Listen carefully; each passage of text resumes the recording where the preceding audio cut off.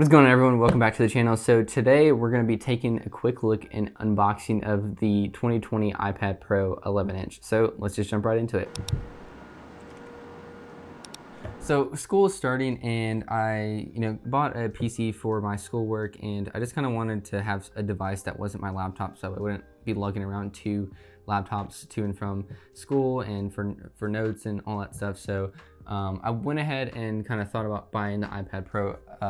And when I was looking at them, I did a lot of research, as you always should before buying something. And you have the option of the 12.9 inch and the 11 inch, and then you have options of all the storage and everything else. So what I decided and ultimately ended up going with was the 11-inch iPad Pro 2020 and 512 gigabytes of storage. So I had, you have the option of buying something new, used, and so I was looking at, with the education discount from Apple and everything, and what it was going to end up coming down to if I wanted to add like the Apple Pencil. It was going to be around $1,200 or something like that. So I figured, why not see if I can find something used with Apple Care, just that way if something does happen, I can send it into Apple and they can replace it or fix it and whatnot. So I found a really good deal for iPad Pro 2020 11-inch on swappa.com, and it has 512 gigabytes. It's the gray that I wanted, and it came with Apple Care for I think up until March 2022 or something like that. So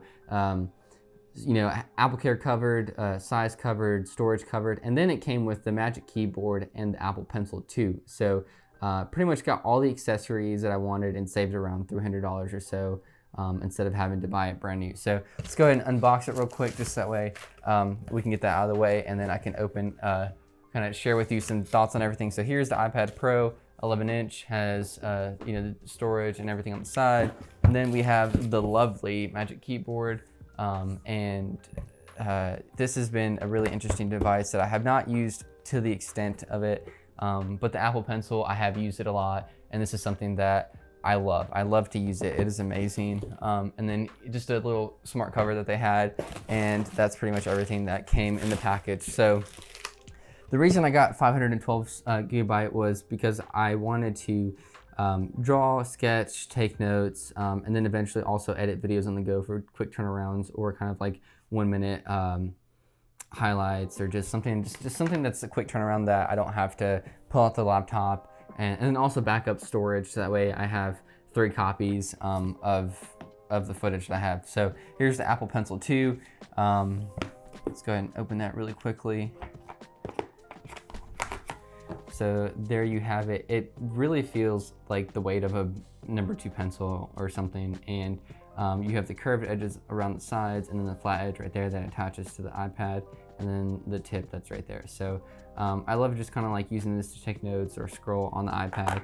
As a spoiler alert, I have been using the iPad Pro for about a week or so. So I can give you some quick feedback on that after I unbox everything. So here's the Magic Keyboard. When you open it, you'll get some paperwork. You'll get cover to cover the Magic Keyboard, and then you'll have the keyboard itself. So it opens up like that. You have a little trackpad. You have the typing mechanism or keyboard, and then you have the folding piece of it that can fold. I think it's 135 degrees or 45 degrees backwards, so not all the way, and you can't flip it, you can't bend it back any more than this, but then it closes just like that. So people have been saying that this thing is kind of heavy, and it's not like ridiculously heavy. It just kind of feels like the iPad Pro itself, but then once you go from this with the iPad Pro to just the iPad Pro, it is, you can tell the difference between that. So not that it's inconvenient or anything, it's just something that you notice. So we'll go ahead and set these 2 boxes to the side over here, and we'll open up the iPad Pro. Like I said, I have been using this for about a week, so there are some markings and stuff on it. I don't have a screen protector just yet. I've been trying out some different, I've been trying out a couple different, what are they called, cases, and the one case that I had that everybody was recommending was the Zugu Alpha case, and that's not a case that kind of fit what I was looking for. So here you have the power block and USB-C, and then the USB-C cord itself looks brand new. So it's amazing if you buy used from somebody that kind of had the had the device for a week or so and then just decided, or 2 weeks, but past the return period, and then decided that they didn't want it or didn't like it, or for whatever reason needed to sell it, you can usually, as long as you get the Apple Care Plus, and there's enough, like, a year and a half to 2 years, then you're in pretty good shape if anything happens. So we're gonna close that. That's all what comes in the box, clean and simple. Love it. So here's the smart cover. I have been using this for about a week, so just kind of getting used to using it like that, or like that, or kind of like that. And then one thing that I did not like about the Zugu case is that when I flipped it up like this, so I'm in architecture and we do site visits and stuff like that, and so when I was trying to take a photo, the Zugu case, because it's one whole panel, would cover the camera that's in the top left. But with the iPad Pro, I can just flip this one piece down like this, and then I have an area for the camera just to take pictures, and then I can go into notes. So if I take a photo right now, I can then go into notes. I can hit edit, markup. Where's markup? 3 dots, markup. I can take the pencil and I can just make quick notes, whether it's like, windowsill needs the head jamb to be replaced, or there's a crack in whatever, or just kind of descriptive of like what's going on and where this leads to, or different directions. And then I can throw that into a PDF for my report and be set to go. So that's what it looks like in the smart cover. And then let's throw it onto the Magic Keyboard. I've not used it that much. I'm gonna take it. It does have the 3 smart connector pins here on the left side, so that way you can it can communicate with the iPad. But I haven't used it that much just because I've had it in the smart. I just like to kind of carry it around the house like this, and I don't know how I've lived without it for so long, just because whenever I started using it, I've been using it pretty much nonstop. I don't know if there's like a usage thing on their screen time. There is, but my screen time is probably like 20 hours this week or something. So that's what it looks like on the Magic Keyboard. And I opted for the 11-inch versus the 12-inch just because when I took a sheet of paper and kind of held it up to my face, I was like, yeah, that's way too big. I don't need a sheet of paper. And then it's not super thick, but it's kind of thick. So, I would say like maybe 50 pages of paper, and you hold it up to your face. If you think that's too thick or too big, then it's probably the 12-inch or the 12.9 inch probably isn't for you. And for me, that's, I like the smaller size of it. I can carry around anywhere, and it doesn't feel like I'm adding anything to my load. So I can open up the Notes app, iCloud is full, and create a new note, and I can just start typing and this is actually the first time that I've started typing on this, so it feels pretty decent. It's not super crowded. Let me think of something to type up. So my name is Felipe Olvera. I am from Memphis, Tennessee. I am majoring in architecture, and this is my last year of school at Mississippi State University in Jackson. So it feels like I'm just typing on a keyboard. It doesn't feel like anything different. Some people did notice that there's not an escape key or function keys or stuff like that, but it's not, I don't know, I can just swipe up, or I can create a what do they call it, whenever you do 2 apps next to one another, split screen.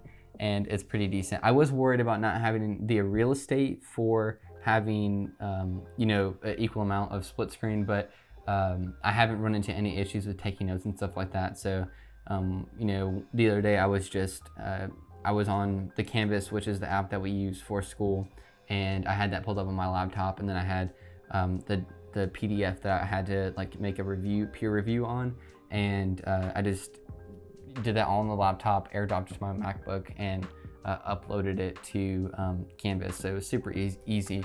So whenever you want to close it, it's just like that, and it's ready to go. It doesn't feel any heavier than a typical, maybe like 2 notebooks or something like that. It does add some depth or thickness to it.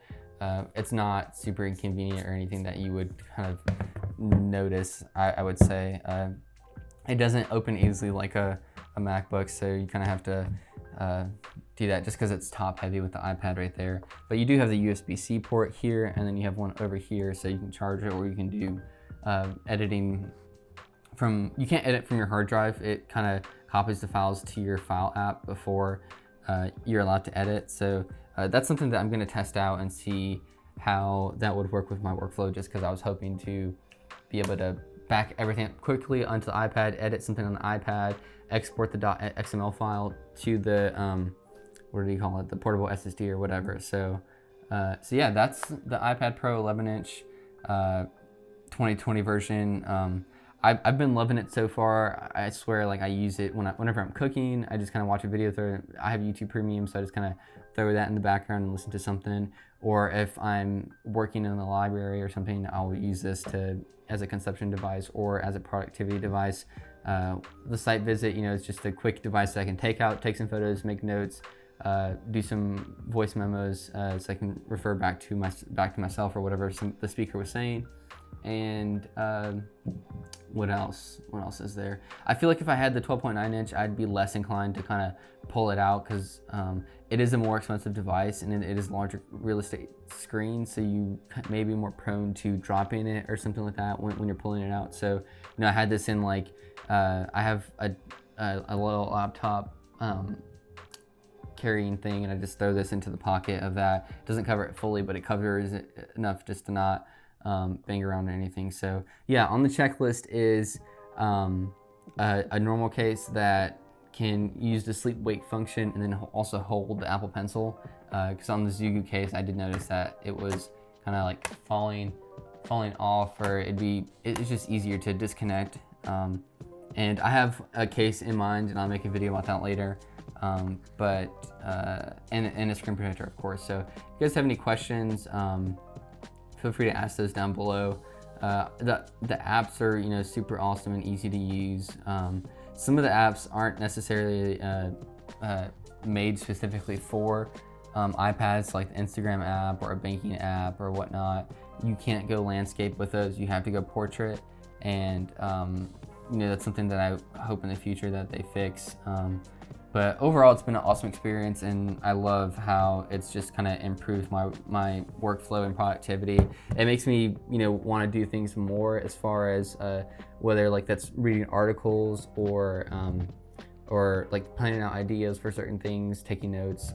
Just because you have your phone, and your phone is a small device, and you know, it's big enough to where you can like take notes on it and stuff, but it's your phone. You want to use it mainly for like phone tasks. And then you have your laptop, and you want to pull out your laptop for like work tasks, things that you need to sit down and kind of spend an hour or two working on like straight without kind of breaking any concentration. But then you have the iPad, that it's a multifunctional device, and it's bigger than the iPhone, so it has a bigger screen and more room for like actual work. So it's a good in between, kind of like Goldilocks, with not too hot, not too cold, perfectly in the middle. So that was the unboxing and kind of just some quick first thoughts on the iPad Pro 11-inch 2020. If you guys have any questions for me or would like to see any video ideas, feel free to throw those down in the comments below. Otherwise, subscribe for future videos, and I'll see you in the next one. Thanks. Bye.